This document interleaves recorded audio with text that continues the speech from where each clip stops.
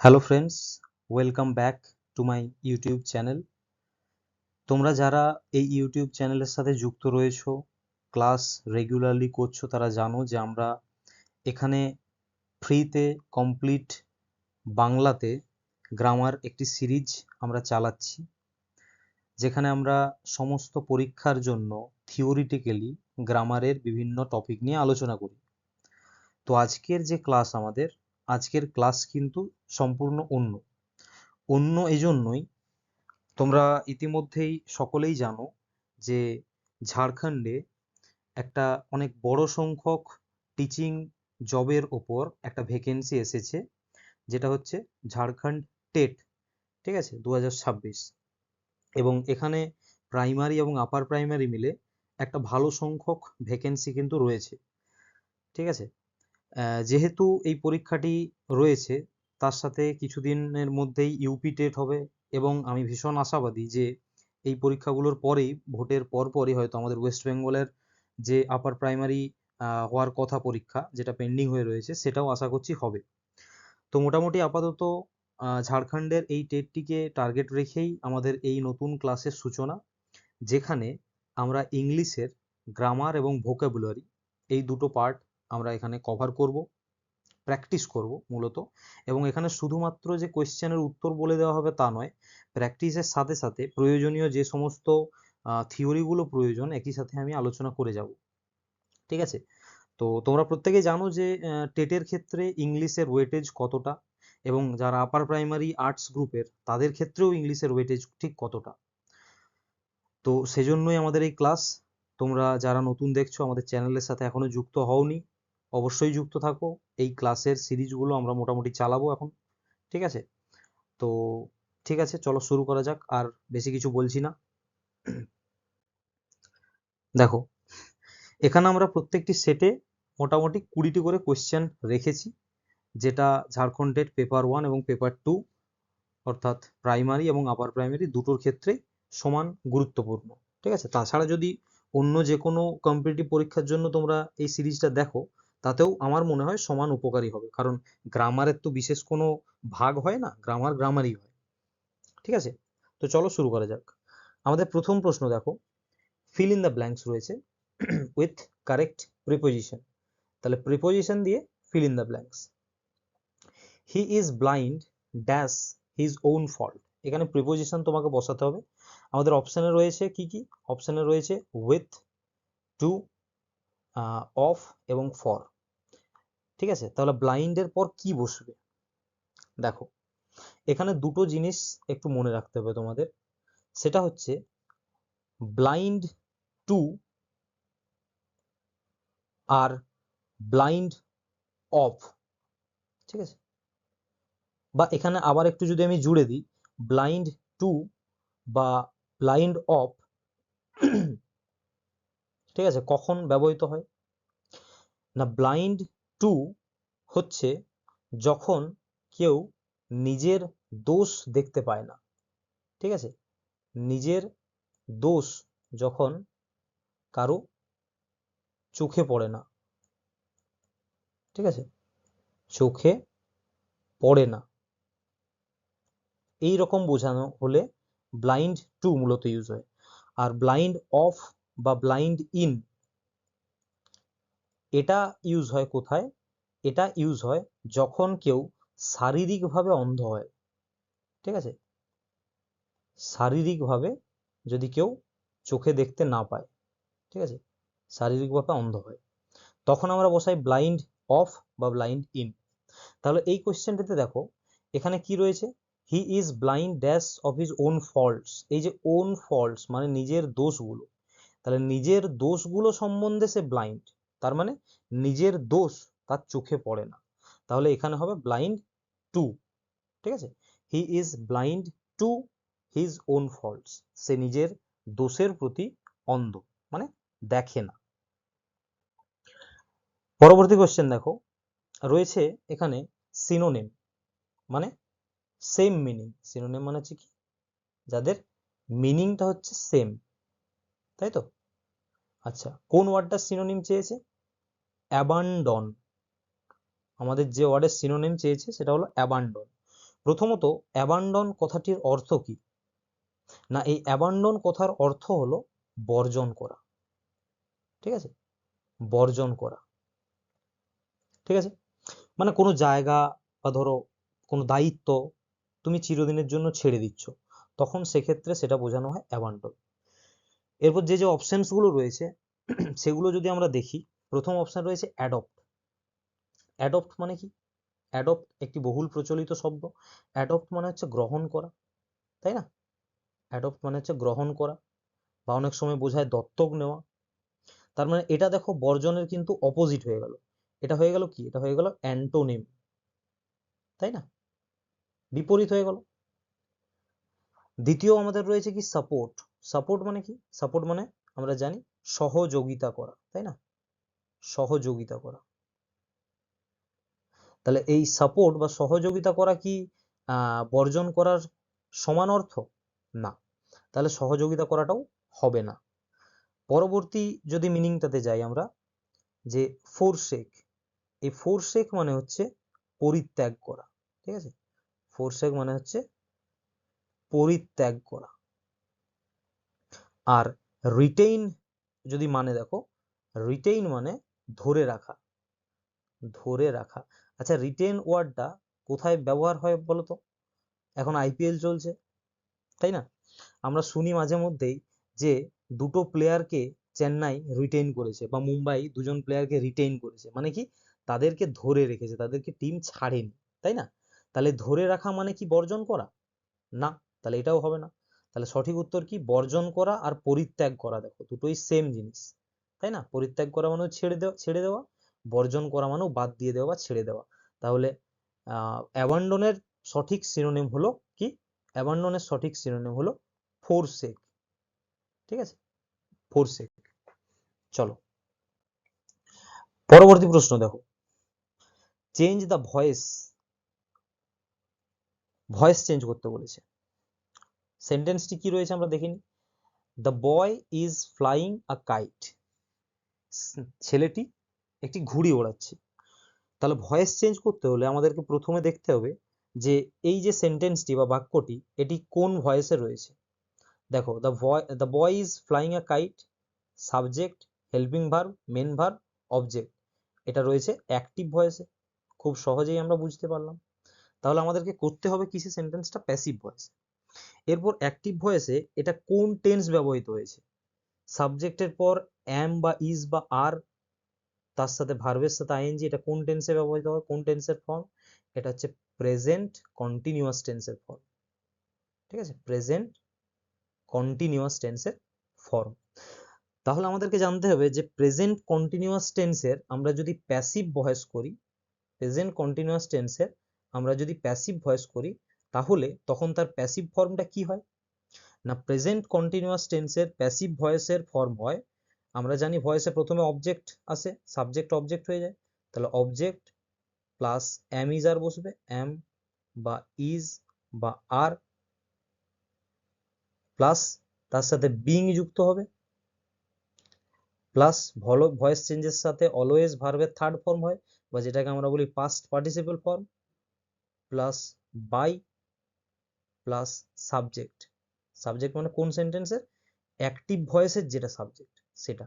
ঠিক আছে, তাহলে দেখো কোন অপশনটা এটা ঠিকঠাক মানছে। সেন্টেন্সটা শুরু হচ্ছে the boy is flying a kite, তার মানে কাইট প্রথমত চলে আসবে এই প্রথমে। দেখো প্রথমে সবগুলোতেই কাইট কিন্তু রয়েছে, কাইট, তার মানে এদিক থেকে ঠিক আছে। এরপর কাইটের পর সেন্টেন্সটা রয়েছে যেহেতু প্রেজেন্টে, নিশ্চয়ই পাস্ট হবে না, ওয়াজ নিশ্চয়ই হবে না, তাহলে একটা বাদ চলে গেল। দ্বিতীয়ত কি বসছে? তাহলে এটার পর এম ইজ বা আর বসবে। এখানে দেখো হ্যাজ বসেছে, তাহলে এটাও আমরা বাদ দিয়ে দিলাম, পড়ে থাকলো দুটো, দুটোতেই ইজ বসেছে। ইজের পর এম ইজ বা আর এর পর দেখছি বিং বসবে। বিং আছে কোনটাতে? দেখো ইজ ফ্লোন, বিং নেই এখানে, তাহলে এটাও বাদ দিয়ে দিলাম। পড়ে থাকলো একটি মাত্র, কোনটা? Option C. তাহলে অপশন সি হলো কারেক্ট অ্যান্সার। পরের প্রশ্ন দেখো, এখানেও বলেছে কারেক্ট স্পেলিং কোনটা সেটা তোমাকে চুজ করতে বলেছে। দেখো অ্যাকচুয়ালি এখানে সেন্টেন্সটা ওয়ার্ডটা যেটা দেওয়া আছে সেটা হচ্ছে কমিটি। কমিটি শব্দটির সঠিক বানান দেখো, এক্ষেত্রে মনে রাখবে, একটা আমি ট্রিক্স অ্যাকচুয়ালি মনে রাখার জন্য বলে দিচ্ছি, যে কমিটি স্পেলিং এ 3 জোড়া শব্দ থাকে, 3 জোড়া শব্দ থাকে। কি কি 3টে জোড়া? প্রথম হচ্ছে দুটো এম থাকে, দুটো টি থাকে, আর দুটো ই থাকে। তাহলে দেখো 3 জোড়া শব্দ থাকে। কোনটাতে আসি দেখো, দুটো এম আছে, দুটো ই আছে, কিন্তু দুটো টি নেই, তাহলে এটা হলো না। দুটো এম আছে, দুটো টি আছে, কিন্তু দুটো ই নেই, এটাও হলো না। এখানে দেখো দুটো এম আছে, দুটো টি আছে, দুটো ই আছে, তাহলে C O double M I double T double E, এটা হলো কারেক্ট অ্যান্সার। ঠিক আছে, এইরকম আবার কিছু ওয়ার্ড আছে দেখো, ধরো অ্যাকোমোডেশন, এগুলো কিন্তু স্পেলিং এর ক্ষেত্রে আসে। অ্যাকোমোডেশনের ক্ষেত্রে দেখো ডবল সি, প্রথম এ সি সি ও, তাহলে দুটো সি আছে, অ্যাকোমোডেশন। এরপর আবার ডবল এম হয়, এম এম ও, দুটো এম, ডেশন, D A T I O N, এক্ষেত্রেও দেখো ডবল সি এবং ডবল এম আছে, অ্যাকোমোডেশন। আবার এরকমের আরেকটি সেন্টেন্স রয়েছে, বাক্য রয়েছে, সরি শব্দ রয়েছে, যেটা হলো assassination, A double S A, তাহলে দেখো ডাবল এস। তারপর হচ্ছে আবার ডবল এস বসে, আবার ডবল এস দিয়ে আই, ঠিক আছে, দিয়ে nation, N A T I O N. এই সেন্টেন্সটাই অ্যাসাসিনেশন যে শব্দটা, এই শব্দটা মনে রাখার আবার একটা ট্রিক্স আছে দেখো, অ্যাস গাধা, আবার একটা অ্যাস গাধা, দিয়ে আই, দিয়ে nation, ass ass I nation, assassination. ঠিক আছে,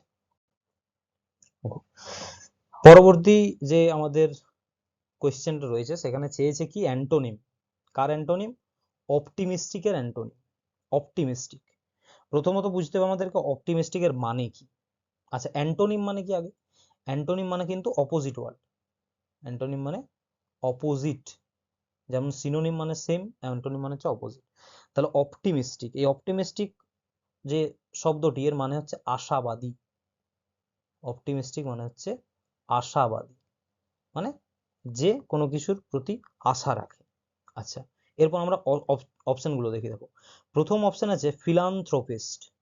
এই ফিলান্থ্রোপিস্ট মানে হচ্ছে যিনি মানুষকে ভালোবাসেন, ঠিক আছে, মানে মানব প্রেমিক বলতে পারি আমরা, ঠিক আছে, যিনি মানুষকে ভালোবাসেন তাকে বলা হয় ফিলান্থ্রোপিস্ট। আচ্ছা, থেইস্ট, থেইস্ট মানে কি? থেইস্ট মানে হচ্ছে যিনি আস্তিক, অর্থাৎ ঈশ্বরে বিশ্বাস করেন, তাকে বলা হয় থেইস্ট। অ্যাথেইস্ট হচ্ছে থেইস্টের বিপরীত, ঠিক আছে, থেইস্টের অ্যান্টোনিম হচ্ছে অ্যাথেইস্ট। অ্যাথেইস্ট মানে হচ্ছে নাস্তিক, যিনি ঈশ্বরে বিশ্বাস করেন না, তার মানে এর অপোজিট হলো এটা। আর পেসিমিস্ট মানে কি? পেসিমিস্ট মানে হচ্ছে যিনি হতাশাবাদী, ঠিক আছে, হতাশাবাদী। হতাশাবাদী মানে কি? সবকিছুতেই যিনি হতাশাগ্রস্ত হয়ে থাকেন। তাহলে এখানে আশাবাদী, আশাবাদীর এক্স্যাক্ট অপোজিট চেয়েছে, তাহলে এটাই হবে হতাশাবাদী, তাই না? দেখো, এখানে বলেছি কি identify the part of speech of the underline word. Underline মানে এখানে আন্ডারলাইন করা নেই, অ্যাকচুয়ালি এই বোল্ড করা আছে, ব্রেভ। মানে এখানে প্রশ্নটা বলেছে এই সেন্টেন্সের মধ্যে ব্রেভ এটি কোন প্রকারের parts of speech? It was a brave fight, এটা ছিল একটি সাহসী যুদ্ধ। এই বাক্যের মধ্যে ব্রেভ আসলে কি? এই বাক্যের মধ্যে ব্রেভ আসলে কি বুঝতে হলে আমাদেরকে বুঝতে হবে যে বাক্যে কি কি রয়েছে। প্রথমে দেখো কি রয়েছে, প্রথমে রয়েছে ইট। এখানে ইট সেন্টেন্সটার সাবজেক্ট। কেন? কারণ সেন্টেন্সের শুরুতে আছে। দ্বিতীয়ত হচ্ছে কি ওয়াজ। ওয়াজ আমরা খুব ভালো করে বুঝতে পারছি, ওয়াজটা হলো এখানে হেল্পিং ভার্ব, ঠিক আছে। এরপর আছে এ, এখানে অ্যাকচুয়ালি ওয়াজটা হেল্পিং ভার্ব নয়, এখানে মেন ভার্ব হিসেবে ইউজ হয়েছে, মেন ভার্ব হিসেবে ইউজ হয়েছে। আচ্ছা, এরপর আছে এ। এ আমরা তো জানি কি, এ হচ্ছে আর্টিকেল। আচ্ছা, তারপর আছে ব্রেভ ফাইট। আচ্ছা, ফাইট কি? ফাইট হচ্ছে এখানে একটি নাউন, তাই না? আচ্ছা, এরপর দেখো, প্রথম কথা হচ্ছে এই ব্রেভ সেন্টেন্সে কিসের মতো কাজ করছে? ইট ওয়াজ আ ব্রেভ ফাইট, এটা ছিল একটি সাহসী যুদ্ধ। সেন্টেন্সের মধ্যে ধরো এমন একটি শব্দ যে নাউনকে বা প্রোনাউনকে কি করছে, নাউন বা প্রোনাউনকে মডিফাই করছে, মানে নাউন বা প্রোনাউন সম্বন্ধে কিছু বলছে। দেখো যুদ্ধটি কেমন ছিল, এই যে যুদ্ধ বা ফাইট, এটা কেমন ছিল না, এটা সাহসী ছিল। তাহলে ফাইট হলো একটি নাউন, এই নাউন সম্বন্ধে কিছু বলছে, মানে ফাইটটা কেমন না ফাইটটা সাহসী। তাহলে কোন পার্টস অফ স্পিচ নাউন সম্বন্ধে কিছু বলে? নাউন সম্বন্ধে যেই কিছু বলে তাকে বলা হয় অ্যাডজেক্টিভ, তাই না? আমাদের অলরেডি অ্যাডজেক্টিভের উপর বিস্তারিত ক্লাস রয়েছে আমাদের চ্যানেলে, তোমরা গিয়ে দেখে আসতে পারো। তাহলে এখানে ব্রেভ হলো অ্যাডজেক্টিভের ব্যবহার, মানে অ্যাডজেক্টিভের মতো ব্যবহার করা হয়েছে ব্রেভকে, ঠিক আছে? fill in the blanks with the correct form of the verb, correct form of the verb, সঠিক ভার্ব ফর্ম বসাতে হবে। Slow and steady dash the race, ভীষণ প্রচলিত একটি কথা যে স্লো অ্যান্ড স্টেডি, যারা ধীর গতি সম্পন্ন এবং স্টেডি মানে লক্ষ্য যাদের নির্দিষ্ট, তারা সব সময় রেস জেতে। তাহলে এখানে যে সমস্ত ভার্ব ফর্মগুলো রয়েছে তাদের মধ্যে কারেক্ট কোনটা? Win, wins, winning, has won. এরপর ধরো এখানে এটি একটি মূলত প্রবাদ, ঠিক আছে? এই বাক্যটি এটি একটি প্রবাদ বাক্য, ঠিক আছে? এরপর এই যে প্রবাদ বাক্য, যখন দেখবে স্লো অ্যান্ড স্টেডি, এখানে এই দুটোকে যদি লক্ষ্য করা যায়, এই দুটোই মিলে কিন্তু এখানে একটি মাত্র অর্থ প্রকাশ করছে। এখানে স্লো অ্যান্ড স্টেডি এখানে একটা সিঙ্গুলার ইউনিট হিসেবে ইউজ করছে, ঠিক আছে? সিঙ্গুলার ইউনিট হিসেবে ইউজ হয়েছে। কেন সিঙ্গুলার ইউনিট হিসেবে ইউজ হয়েছে?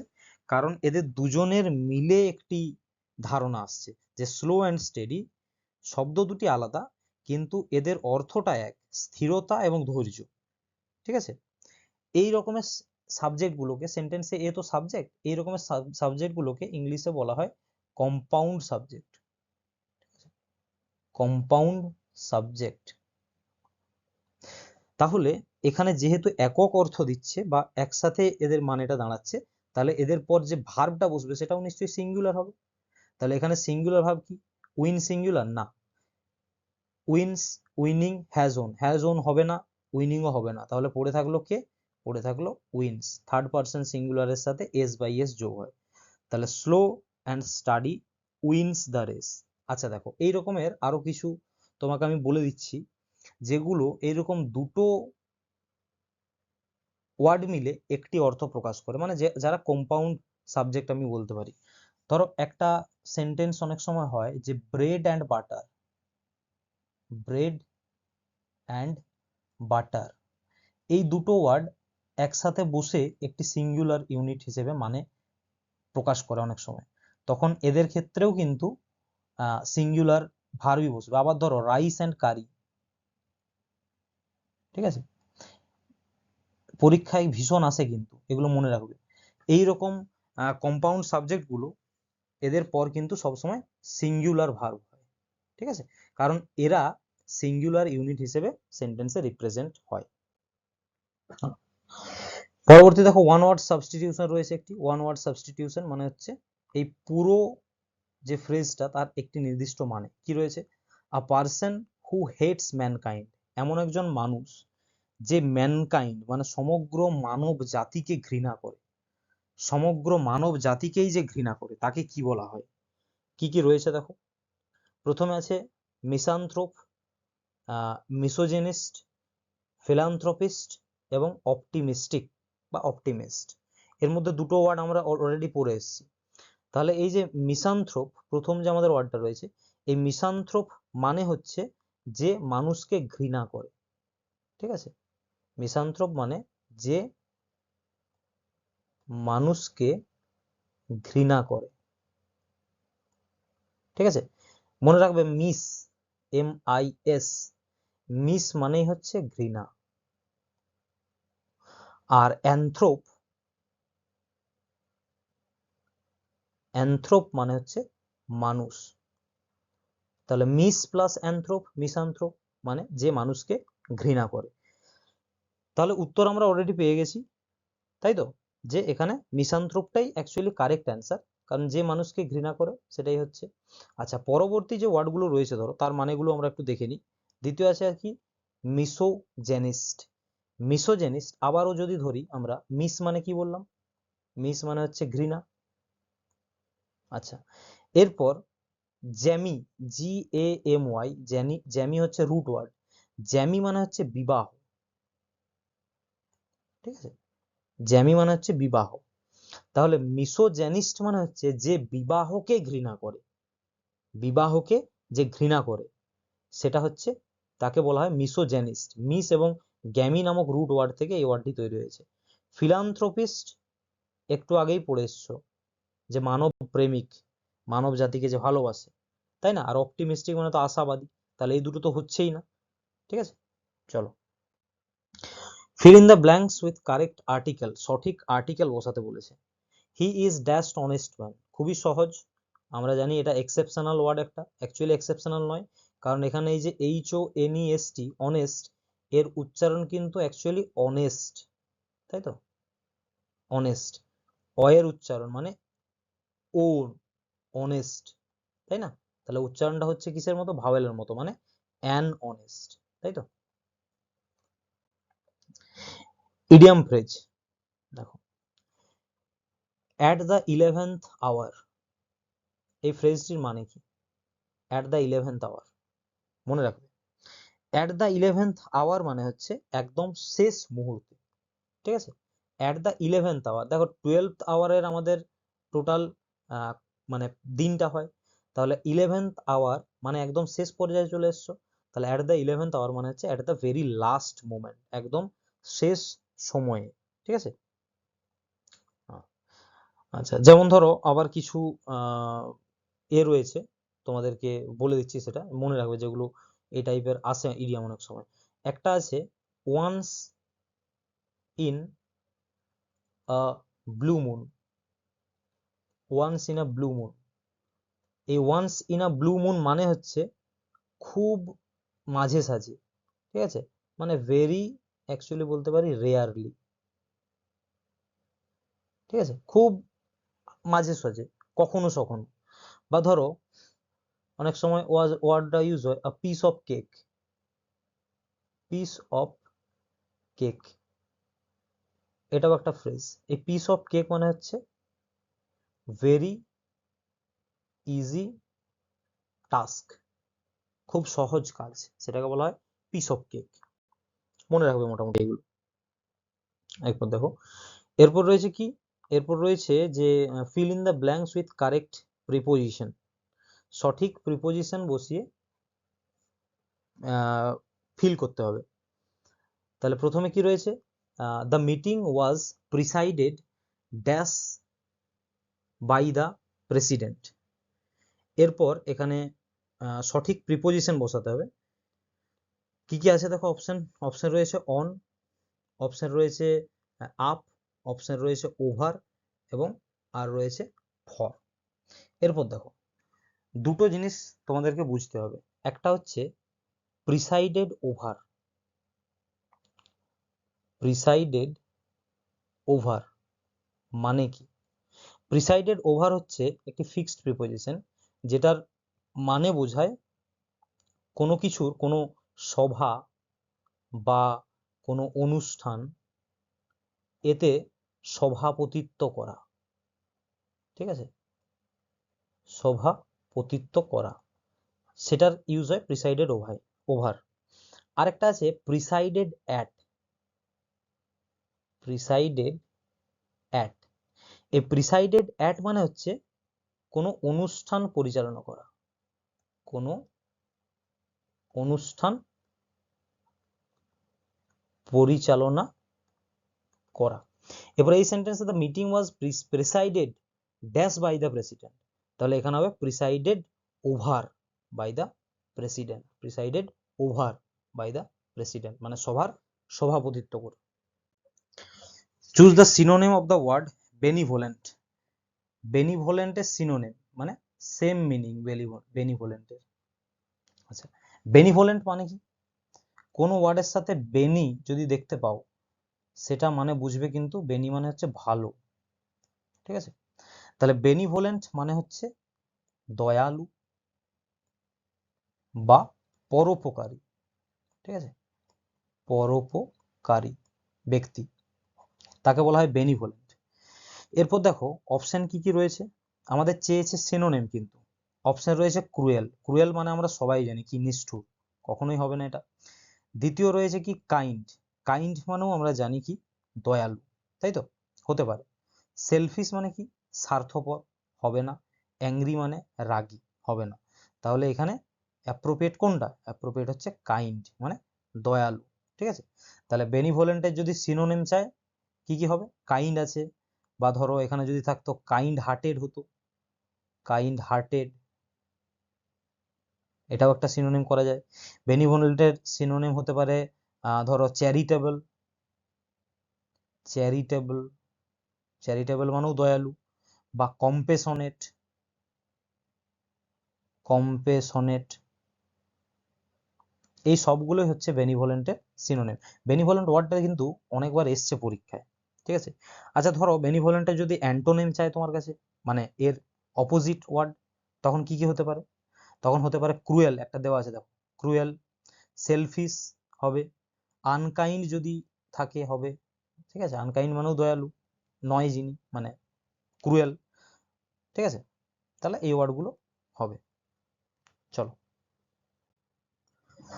এরপর দিয়েছে দেখো ভয়েস চেঞ্জ। কি রয়েছে ভয়েস চেঞ্জটা? হু ডিড দিস, কে করেছে এটা, কে এটা করেছে। দেখো এই রকমের ভয়েস চেঞ্জ ক্ষেত্রে, আচ্ছা প্রথমত এটা কোন ভয়েসে রয়েছে? এটা অ্যাক্টিভ ভয়েসে রয়েছে, ফর্মটা দেখে আমরা বুঝতে পারছি।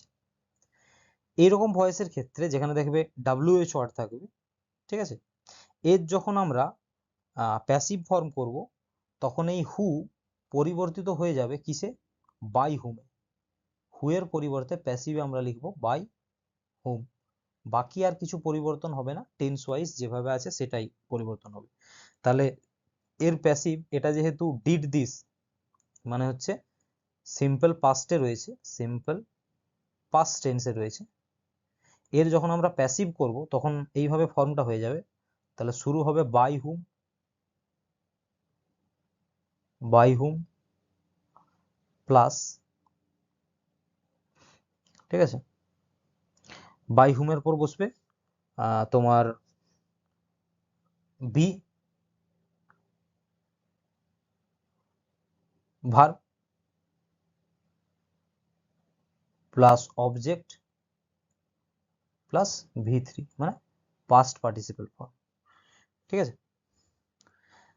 তাহলে এরপর দেখো by whom was this done, by whom is তো হবেই না, কারণ ইজ হলে প্রেজেন্ট হয়ে যাচ্ছে, পাস্টের ভয়েস চেঞ্জ তো প্রেজেন্ট হবে না। হু আছে এখানে প্রথমেই, হু তো হবে না, বাই হুম হবে, তাহলে এটাও বাদ গেল। দিস ওয়াজ ডান বাই হুম, দরকার নেই, দিস কোথা থেকে আসবে? তাহলে বাই হুম ওয়াজ দিস ডান, এটাই হচ্ছে পারফেক্ট। কেন? বাই হুম দিয়ে শুরু হয়েছে, দেখো ওয়াজ হচ্ছে বি ভার্ব, এখানে যেহেতু ডিড ছিল সেই জন্য, ঠিক আছে, এটা দিস ডান।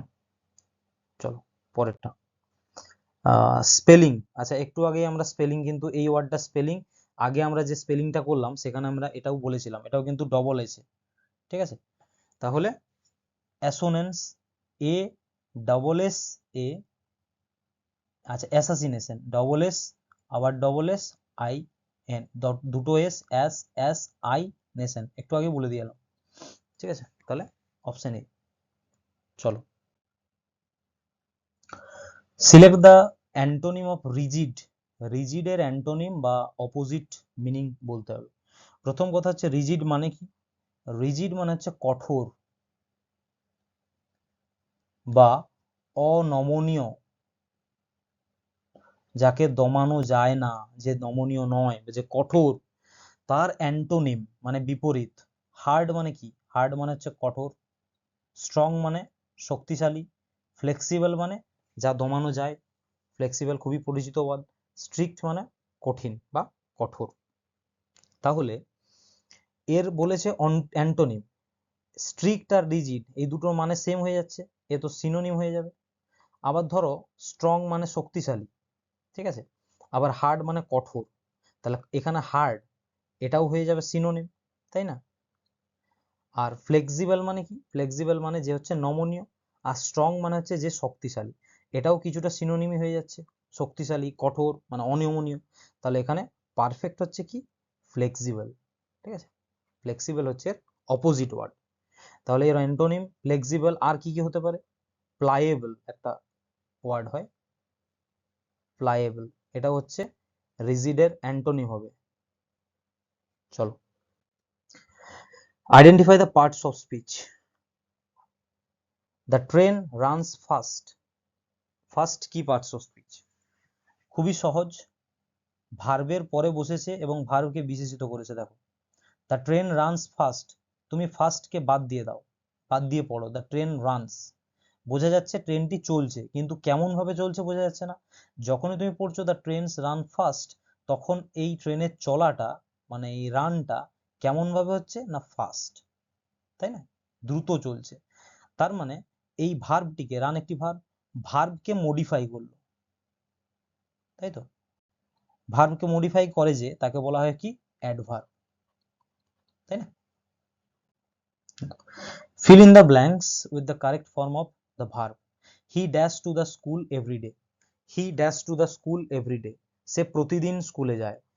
হি গো, হি এর পর গো হবে না, কারণ he third person singular number, তার জন্য ভার্বের সাথে এস বাই এস বসবে, কারণ এটা রয়েছে প্রেজেন্ট ইনডেফিনাইট টেন্সে, বা যেটাকে বলা হয় সিম্পল প্রেজেন্ট, ঠিক আছে, সিম্পল প্রেজেন্ট টেন্স।